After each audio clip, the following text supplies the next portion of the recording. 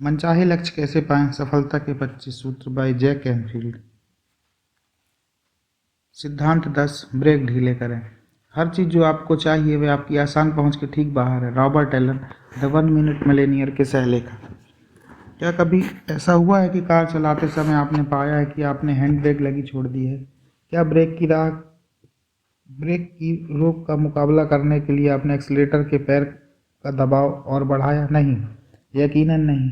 बस इतना किया कि हैंड ब्रेक ढीली कर दी है और बिना किसी अतिरिक्त प्रयास से के आपकी रफ्तार तेज हो गई है। अधिकतर लोग जिंदगी से होकर गुजरते समय अपनी मनोवैज्ञानिक हैंड ब्रेक लगाए रखते हैं। वे अपने बारे में नकारात्मक छवियों से चिपके रहते हैं या ऐसे ज़बरदस्त अनुभवों के असर से पीड़ित रहते हैं जिन्हें अभी तक उन्होंने ढीला नहीं किया होता। वे खुद अपने बनाए सुविधा के दायरे में जीते हैं। वे हकीकत के बारे में ऐसे विश्वास रखते हैं जो सही नहीं होते या फिर अपराध भाव और आत्मसंदेह की भावनाएं पाले रखते हैं। और जब वे अपने लक्ष्यों को प्राप्त करने की कोशिश करते हैं, ये नकारात्मक छवियां या पहले से तयशुदा क्षेत्र हमेशा उनके अच्छे इरादों को खारिज करके साफ कर देते हैं, चाहे वे कितना ही कड़ा प्रयास क्यों न करें। दूसरी ओर सफल लोगों ने यह खोज लिया होता है कि अपनी सफलता की प्रचालन शक्ति के लिए इच्छा शक्ति को बढ़ाकर इंजन की तरह इस्तेमाल करने की जगह यही ज़्यादा आसान है कि अपने सीमित करने वाले विश्वासों को त्याग दें और उन्हें अपनी आत्म छवियों को बदलकर ब्रेकों को ढीला कर दिया जाए। अपने सुविधा के दायरे से बाहर निकलिए। अपने सुविधा के दायरे से बाहर निकलिए। अपने सुविधा के दायरे को ऐसा कारागार समझिए जिसमें आप ही नहीं आप जी रहे हैं, काफ़ी हद तक एक आत्मनिर्मित कारागार। यह नहीं कर सकता, करना होगा, नहीं करना चाहिए और दूसरे बेबुनियाद विश्वासों के एक समूह से बना होता है, जिनके पीछे वे तमाम नकारात्मक ख्याल और फैसले होते हैं जिन्हें आपने अपनी ज़िंदगी के दौरान इकट्ठा कर पुख्ता किया होता है। शायद आप अपने आप को सीमित करने के लिए प्रशिक्षित भी किए गए हैं। हाथी जैसे बुद्धू मत बनिए। हाथी के बच्चे को जन्म से ही बहुत छोटी सी जगह के भीतर रहने के लिए सिखाया जाता है। उसका महावत उसकी टांग को रस्से से जमीन में गहरे धंसे लकड़ी के खूंटे के साथ बांध देता है। इससे हाथी का बच्चा उतनी भर जगह में सीमित रहता है जो रस्से की लंबाई हाथी के बच्चे की सुविधा के क्षेत्र से तय होती है। हालांकि हाथी का बच्चा शुरू में रस्से को तोड़ने की कोशिश करेगा, पर रस्सा बहुत मजबूत होता है और अंततः हाथी के बच्चे को यह एहसास हो जाता है कि वह रस्से को तोड़ नहीं सकता। वह सीख जाता है कि उसे उतनी भर जगह के भीतर ही रहना है जो रस्से की लंबाई से निर्धारित की गई है। जब हाथी का यह बच्चा बढ़कर 5 टन के एक दानव में बदल जाता है जो बड़ी आसानी से उस रस्से को तोड़ सकता है, तब भी वह ऐसा नहीं करता। वह कोशिश भी नहीं करता क्योंकि एक बच्चे के तौर पर उसे यह अनुभव हुआ था कि रस्से को तोड़ना उसकी ताकत से बाहर था। इस तरकीब से बड़ा हाथी भी सबसे नाजुक छोटी सी रस्सी से बांध कर रखा जा सकता है। शायद यही आपके सिलसिले में भी सही है। आप भी अब तक अपनी सुविधा के दायरे के भीतर किसी ऐसी चीज़ से बंधे हैं जो उतनी ही छोटी और कमज़ोर है जैसे कि वह रस्सा और खूंटा जो हाथी को काबू में रखता है। सिवाय इसके कि आपकी रस्सी उन सीमा बांधने वाले विश्वासों और छवियों से बनी है जो आपको छुटपन में मिले और आपने उन्हें अपना लिया।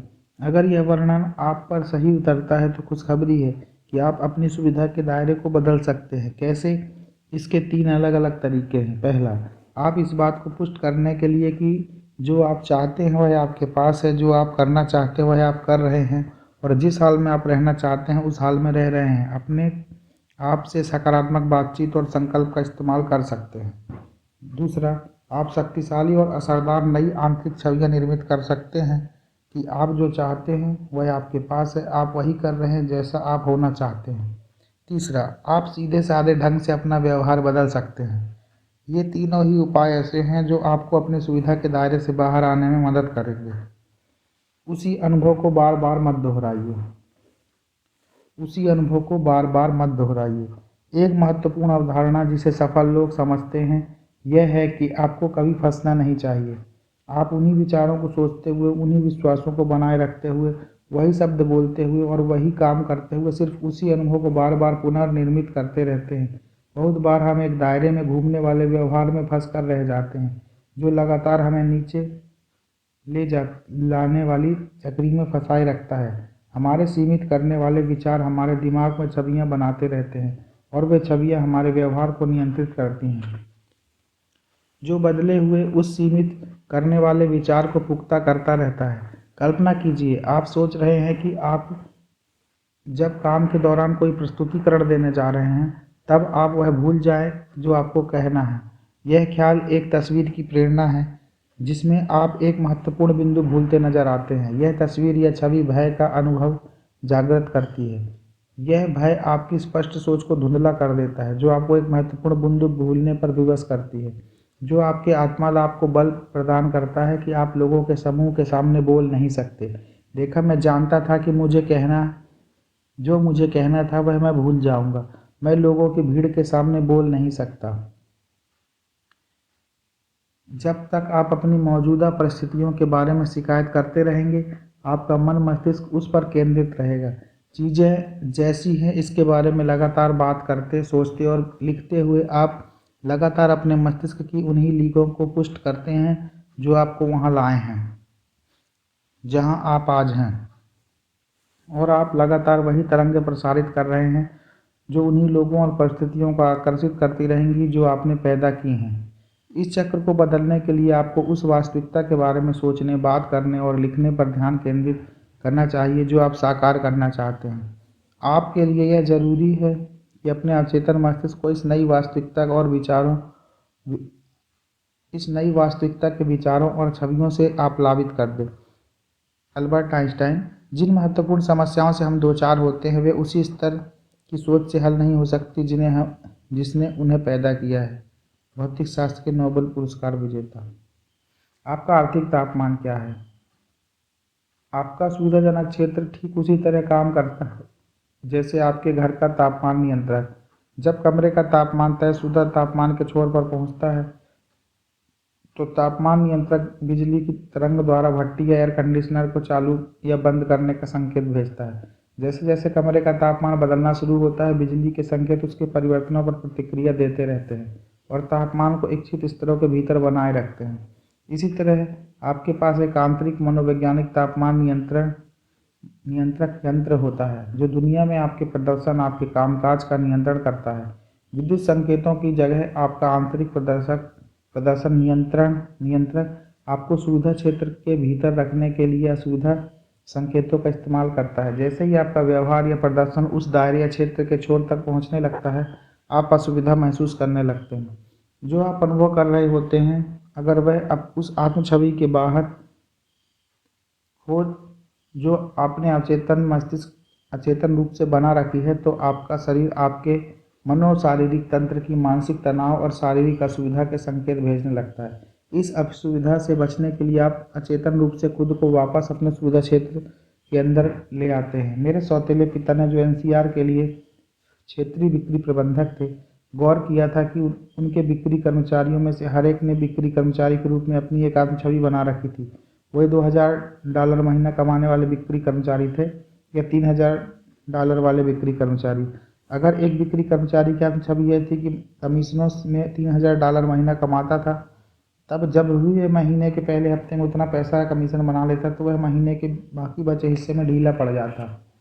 दूसरी तरफ अगर महीने का अंत नज़दीक होता और तब तक उनके कमीशनों में सिर्फ $1500 कमाए होते, तो भी वह रोजाना 16-16 घंटे काम करता, हफ्ते की छुट्टी में भी जुटा रहता और बिक्री के नए प्रस्ताव तैयार करता और भरसक कोशिश करता कि उस महीने $3000 के स्तर तक पहुंच जाए, चाहे परिस्थिति कैसी भी हो। $36,000 की आत्म छवि वाला व्यक्ति हमेशा $36,000 ही पैदा करेगा। इसके अलावा और कुछ भी करना उसे असुविधाजनक अनुभव कराएगा। मुझे याद है, एक साल मेरे सौतेले पिता नए साल की पूर्व संध्या को कैश रजिस्टर यानी नकदी की मशीनें बेचने निकले हुए थे। वे आधी रात से भी देर तक इस इरादे से बाहर रहे कि अगर 2 और कैश रजिस्टर बेच ले तो वे हवाई द्वीप की वार्षिक यात्रा में शामिल हो सकेंगे, जो हर उस बिक्री कर्मचारी को मिलती थी जो अपनी साल भर की निर्धारित मात्रा पूरी कर लेते थे। मेरे पिता कई वर्षों तक लगातार इस यात्रा में शामिल होते रहे थे और उनकी आत्म छवि उस वर्ष उन्हें नाकाम होने की छूट नहीं दे रही थी। आखिरकार उन्होंने वे मशीनें बेची और वे उस यात्रा में शामिल कर लिए गए। इससे कम कुछ करना उनकी सुविधा के दायरे के बाहर होता। इसी दृश्य योजना की कल्पना अपने बचत खाते के संदर्भ में कीजिए। कुछ लोग बड़ा आराम महसूस करते हैं जब उनके बचत खाते में $2000 रहें। दूसरे लोग उस समय तक असुविधा का अनुभव नहीं करते जब तक कि उनके बचत खाते में कम से कम 8 महीने की तनख्वाह, फर्ज कीजिए $32,000 बचाकर अलग रखे हुए ना हो। कुछ दूसरे बिना किसी बचत के और क्रेडिट कार्ड पर $25,000 के उधार के साथ भी मस्त रहते हैं। उस आदमी को जिसे आराम महसूस करने के लिए बचत में $32,000 होना ज़रूरी है, अगर इलाज उपचार के सिलसिले में अचानक $16,000 का खर्च करना पड़ जाए तो वह अपने खर्चों में कटौती करेगा, ओवर टाइम काम करेगा, कबाड़ बेचेगा, हर काम करेगा ताकि अपनी बचत की रकम को वापस $32,000 तक ले आए। इसी तरह अगर अचानक उसे कहीं से पैसे मिल जाए तो संभावना यही है कि वह उसमें से उतना ही खर्च करेगा जिसमें 32,000 के सुविधा क्षेत्र में बना रहे। निसंदेह आपने सुना होगा कि अधिकतर लॉटरी जीतने वाले अपनी इस नई दौलत को जीतने के कुछ ही वर्षों के भीतर खो देते हैं, खर्च कर देते हैं, उड़ा देते हैं, दूसरों को दे देते हैं। सच तो यह है कि अमेरिका में लॉटरी विजेताओं में 80% लोग 5 साल के बाद दिवालिया होने का ऐलान कर देते हैं। कारण यह है कि वे करोड़पति होने की मानसिकता विकसित नहीं कर पाए होते हैं। नतीजे के तौर पर वे अवचेतन रूप से उस वास्तविकता को फिर से निर्मित करते हैं जो उनकी पिछली मानसिकता से मेल खाती है। उन्हें इतने सारे पैसे पाकर असुविधा होती है, इसलिए वे अपनी पुराने परिचित दायरे में लौटने के लिए कोई ना कोई तरीका खोज लेते हैं। हमारे पास इसी तरह का सुविधा का दायरा उन होटलों के लिए होता है जिनमें हम खाते हैं, ठहरते हैं, जिस तरह की कार हम चलाते हैं और जिस तरह के घर में रहते हैं, जो कपड़े हम पहनते हैं, जैसी छुट्टियां हम मनाते हैं और जिस तरह के लोगों से हम मिलते जुलते हैं। अगर आपने कभी न्यूयॉर्क की 5th एवेन्यू या बेवर्ली हिल्स के रेडियो ड्राइव पर चहलकदमी की हो तो आपको शायद ऐसा लगा हो मानो आप किसी बड़े स्टोर में दाखिल हो गए हैं और फ़ौरन आपको महसूस हुआ होगा कि वह जगह आपकी नहीं है, आपके लिए अजनबी है। वह स्टोर आपके लिए बहुत ऊंचा था, आपको लगा कि सही जगह नहीं है। यही है आपकी सुविधा के दायरे का असर। अपना व्यवहार बदलिए। जब मैं पहल 1981 में लॉस एंजलिस में आकर बसा तो मेरे नए बॉस मुझे कपड़ों की खरीदारी के लिए वेस्टवुड में एक बहुत ही ऊंची पुरुषों के परिधान की दुकान में ले गए। अब तक की ज़िंदगी की कमीज के लिए जो सबसे अधिक कीमत मैंने दी थी वह नॉर्मस्ट्रॉम में $35 थी। इस दुकान में सबसे सस्ती कमीज $95 की थी। मैं स्तब्ध रह गया और मेरे पसीने छूट गए। मेरे बॉस ने जहां उस दिन कई चीज़ें खरीदी, मैंने सिर्फ $95 की एक इतना वाली डिजाइनर कमीज खरीद ली। मैं अपने सुविधा के दायरे से इतना बाहर था कि सांस भी मुश्किल से ले पा रहा था।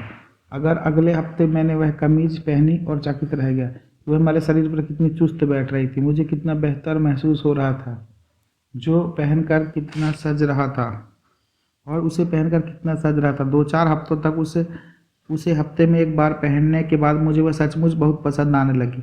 1 महीने के भीतर मैंने एक और खरीद ली। साल भर के अंदर मैं उसी तरह की कमीजें पहनने लगा। धीरे धीरे मेरा सुविधा का दायरा बदल गया था क्योंकि मैं एक बेहतर चीज़ का आदी हो गया था, भले ही मुझे उसकी अधिक कीमत चुकानी पड़ रही थी। $1 मिलियन फोरम और इनकम बिल्डर इंटरनेशनल 2 संगठन हैं जो लोगों को सिखाते हैं कि वे करोड़पति कैसे बन सकते हैं। जब मैं इन संगठनों के शैक्षणिक कर्मचारियों में शामिल था, प्रशिक्षण के सारे कार्यक्रम कैलिफोर्निया के लगूना बीच पर रिट्स कार्लटन होटल में, हवाई के बड़े द्वीप पर हिल्टन होटल में और अन्य ऊंचे दर्जे के होटलों में आयोजित होने थे। कारण यह था कि भाग लेने वालों को अव्वल दर्जे के रहन सहन और रख रखाव का आदी बनने का अभ्यास कराया जाए। यह उनके सुविधा के दायरों को खींचकर बड़ा करने का, उस छवि को बदलने का अंग था जो उन्होंने अपने मन में बना रखी थी कि वे कौन हैं। प्रशिक्षण के हर कार्यक्रम का समापन काली टाई वाले डिनर और नृत्य के साथ होता था।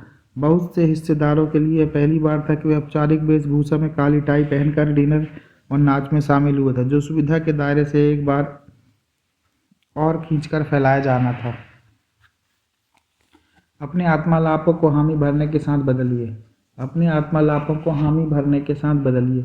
मुझे हमेशा जादू में विश्वास रहा है। जब मैं इस शहर में कुछ नहीं कर रहा था, मैं हर रात ऊपर मडहालैंड ड्राइव पर जाता, नीचे फैले शहर को निहारता और अपनी बाहें फैलाकर कहता, हर कोई मेरे साथ काम करना चाहता है। मैं सचमुच एक अच्छा अभिनेता हूँ। मेरे पास फिल्मों के तरह तरह के शानदार प्रस्ताव हैं। मैं अपने को शब्दशः मनवाता रहा कि 2-3 फिल्में सचमुच मेरे लिए तैयार थीं और इन बातों को बार बार दोहराता। मैं उस पहाड़ी से अपनी कार पर नीचे उतरते हुए सारी दुनिया से लोहा लेने को तत्पर यह कहता कि फिल्मों के प्रस्ताव मेरे यहाँ मौजूद हैं, अभी मुझ तक पहुँचे नहीं हैं। यह भरपूर दावेदारी थी उन सारी चीज़ों के लिए मानो एक जहरमार दवा थी जो मेरी पारिवारिक पृष्ठभूमि से उपस्थित थी। जिम कैरी, अभिनेता। अपने सुविधा के दायरे को खींचकर फैलाने का एक तरीका है कि अपने अवचेतन मन पर नए विचारों और छवियों की झड़ी लगा देना। मोटे बैंक खाते की सुंदर सुडौल शरीर की, मज़ेदार और उत्तेजना भरे काम की, दिलचस्प मित्रों की, यादगार छुट्टियों की, अपने सारे लक्ष्यों के जो माने पूरे हो चुके हों। इसे करने के लिए जो तकनीक इस्तेमाल की जाती है उसे पुष्टि करना कहते हैं। पुष्टि करना ऐसा वक्तव्य होता है जो किसी लक्ष्य को उसकी संपन्न हो चुकी अवस्था में वर्णित करता है। जैसे मैं माउजी के नापाली तट पर समुद्र की तरफ रुक किए अपने सुंदर मकान के बरामदे से सूर्यास्त को देखने का आनंद ले रहा हूँ। यह मैं अपने उत्तम शारीरिक वजन 135 पाउंड को हासिल करके हल्का और जीवंत महसूस करने का मजा ले रहा हूँ। असरदार पुष्टियों के लिए 9 निर्देशक सूत्र। असरदार होने के लिए आपको पुष्टि करने वाले वाक्य नीचे दिए गए हैं 9 दिशा निर्देशक सूत्रों के अनुसार तैयार किए जाने चाहिए। पहला, मैं या मुझे शब्द से शुरू कीजिए। मैं और मुझे भाषा के सबसे ताकतवर शब्द हैं। अवचेतन मन मैं और या मुझे शब्दों से शुरू होने वाले किसी भी वाक्य को सुनता है तो है उसे हुक्म की तरह लेता है। एक आदेश की जो कहा जा रहा है वह घटित हो। दूसरा, वर्तमान काल का प्रयोग कीजिए। जो आपको चाहिए उसके बारे में यूँ बताइए कि जैसे वह पहले ही आपके पास हो, मानो वह इच्छा पूरी हो चुकी हो। गलत, मैं एक नई लाल पोर्स 911 करेरा गाड़ी लेने जा रहा हूँ। सही, मुझे अपनी नई लाल पोर्स 911 करेरा गाड़ी को चलाने में आनंद आ रहा है। तीसरा, सकारात्मक वाक्य बोलें। जो भी कहें सकारात्मक भाव से कहें, यानी जो आप चाहते हैं वह नहीं जो आप नहीं चाहते। अवचेतन मन ना शब्द को नहीं सुनता। इसका मतलब है कि दरवाजे को धमाके से बंद मत करो वो अवचेतन दरवाजे को धमाके से बंद करो के रूप में सुनता है।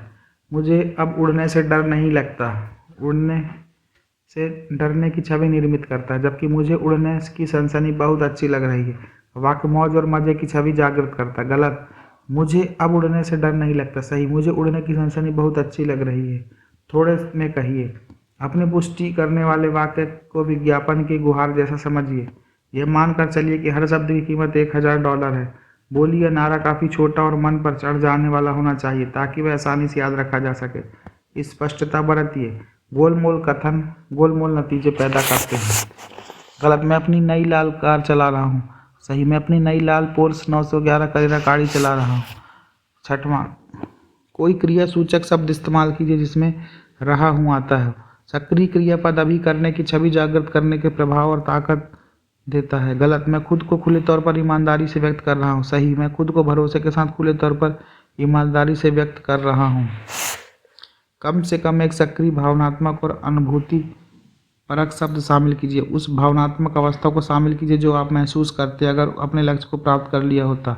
कुछ आमतौर पर इस्तेमाल होने वाले शब्द आनंद से, मज़े से, खुशी से, गर्व से, सुकून से, शांतिपूर्वक, प्रसन्नता, जोश से, उत्साहपूर्वक, प्रेम से, हिफाजत से, कामयाबी से आदि। गलत, मैंने 178 पाउंड के अपने उत्तम शारीरिक वजन को बनाए रखा है। सही, मैं 178 पाउंड के वजन और चुस्त और फुर्तीला महसूस कर रहा हूँ। ध्यान रखिए कि अगर आपके वाक्य में विज्ञापन की ध्वनि हो तो वह फ़ायदेमंद होता है, क्योंकि अवचेतन मन लय और तुकों को पसंद करता है। इसलिए बहुत सी कहावतों को आसानी से याद रख लेते, जैसे जान बची तो लाखों पाए लौट के बुद्धू घर पर। आठवां, पुष्टि अपने लिए करें, दूसरों के लिए नहीं। जब आप अपनी पुष्टि वाले वाक्य बना रहे हों तो इसका ख्याल रखें कि वे आपके व्यवहार का प्रदर्शन करें, दूसरों के व्यवहार का नहीं। गलत, मैं जानी को उसका कमरा साफ करते हुए देख रहा हूँ। सही, मैं अपनी आवश्यकताएं और इच्छाएं प्रभावकारी ढंग से जानी को बता रहा हूँ। 9वां, कोई बेहतर चीज़ जोड़ें। जब आप कोई विशिष्ट स्थिति, नौकरी, अवसर, छुट्टी, भौतिक वस्तु, घर, कार, नौका या संबंध, पति पत्नी, बच्चे की प्राप्ति को पुष्ट कर रहे हों, हमेशा या कोई बेहतर शब्द जैसे जोड़ दें। कभी कभी जो हम चाहते हैं उसकी कोटि हमारे अहम या सीमित अनुभव से आती है। कभी कभी हमारे लिए कुछ या कोई बेहतर उपलब्ध हो सकता है। इसलिए अपनी पुष्टियों में जब यह उपयुक्त लगे तो इस वाक्यांश को शामिल कर लें। उदाहरण, मैं माउई के वो नापाली तट पर या किसी और बेहतर जगह पर समुद्र की तरफ रुख किए अपने सुंदर मकान के बरामदे से सूर्यास्त देखने का आनंद ले रहा हूँ। पुष्टि सूचक वाक्य रचने का सरल तरीका। जो आप रचना चाहते हैं उसे कल्पित कीजिए। चीज़ों को उस रूप में देखिए जैसे कि आप चाहेंगे कि वे हों। अपने को उस तस्वीर के भीतर रखिए और अपनी आंखों से चीज़ों को देखिए। अगर आप कार चला चाहते हैं तो कार को चलाते हुए दुनिया उसके भीतर से देखिए। वही आवाज़ें सुनिए जिन्हें अगर आपकी कल्पना साकार हो गई होती तो आप सुन रहे होते। तीसरा, उस एहसास को महसूस कीजिए जिसे आप उस समय महसूस करना चाहते हैं जब वह आपके लिए रच लिया गया हो जो आप चाहते हैं। चौथा, जो आप अनुभव कर रहे हों उसे एक संक्षिप्त वक्तव्य में बताइए जिससे वह शामिल हो कि आप क्या महसूस कर रहे हैं। पाँचवां, अगर ज़रूरी हो तो अपनी पुष्टि को संपादित कीजिए ताकि वह ऊपर के सभी दिशा निर्देशों के अनुरूप बन सके। पुष्टियों और कल्पनाओं का कैसे इस्तेमाल करें। पुष्टियों और कल्पनाओं का कैसे इस्तेमाल करें। पहला, दिन में 1 से 3 बार अपनी पुष्टियों की समीक्षा कीजिए। सबसे अच्छे समय है सुबह सवेरे, सबसे पहली चीज़, फिर खुद को पुनर्केंद्रित करने के लिए दोपहर का समय और अंत में सोते वक्त। दूसरा, अगर उचित हो तो हर पुष्टि को ऊंचे स्वर में पढ़ें। तीसरा, अपनी आँखों को बंद कर लें और खुद अपनी कल्पना उस रूप में करें जैसा कि पुष्टि वर्णित करती है। उसे ऐसे देखें कि आप अपने भीतर से उन दृश्य को देख रहे हों। दूसरे शब्दों में, खुद उस दृश्य में खड़े ना देखें, खुद को उस दृश्य में खड़े ना देखें, दृश्य को यूँ देखें जैसे आप उसे जी रहे हों। चौथा, आपकी पुष्टि जो वर्णित कर रही है उसे सफलता से हासिल कर लेने के बाद जो ध्वनियाँ आपको सुनाई दे सकती हैं उन्हें सुनिए। समुद्र की लहरों की आवाज़, भीड़ का शोर, राष्ट्रगान, उसमें अपनी ज़िंदगी के अन्य महत्वपूर्ण लोगों को शामिल कर लीजिए जो आपको बधाई दे रहे हों और जो यह बता रहे हों कि वे आपकी सफलता से कितने प्रसन्न हैं। पाँचवां, उन भावनाओं को महसूस कीजिए जो आप उस सफलता को हासिल करने के बाद महसूस करेंगे। जितनी तीव्र वह भावना होगी, प्रक्रिया भी उतनी ही शक्तिशाली होगी। अगर आपको भावनाएं पैदा करने में दिक्कत हो तो आप बलपूर्वक कह सकते हैं, मैं पुष्टियों के सिलसिले में अपने असरदार काम में आसानी से तीव्र भावनाएं पैदा करने का आनंद ले रहा हूँ। छठवां, अपनी पुष्टि को फिर से कहें और फिर उस प्रक्रिया को अगली पुष्टि के सिलसिले में दोहराएं। पुष्टियों के इस्तेमाल करने के दूसरे तरीके। पहला, 3 इंच गुना 5 इंच के कार्डों पर अपनी पुष्टियों को लिख कर घर भर में जगह जगह रख दीजिए।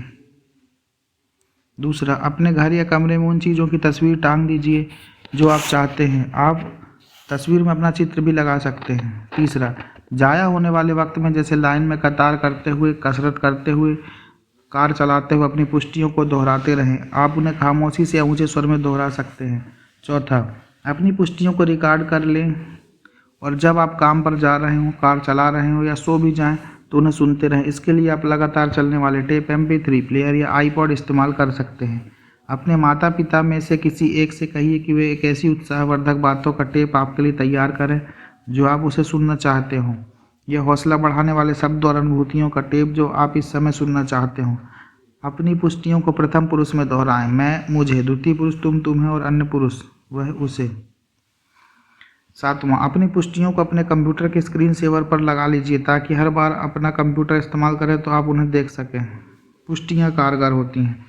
मुझे पहले पुष्टियों की शक्ति के बारे में तब पता चला जब W. क्लेमेंट स्टोन ने मुझे चुनौती दी कि मैं कोई लक्ष्य अपनी वर्तमान परिस्थिति से इतने आगे कर रखूं कि अगर मैंने उसे पूरा कर लिया तो वह सचमुच मुझे आश्चर्यचकित छोड़ जाएगा। हालांकि मेरे ख्याल से स्टोन की चुनौती में दम था। मैंने उस हकीकत में अपनी ज़िंदगी पर गंभीरता से लागू करने के बारे में काफ़ी साल बाद ही जब सोचा कि $25,000 प्रति वर्ष से $1,00,000 या इससे अधिक कमाने की छलांग मारने का फैसला लिया।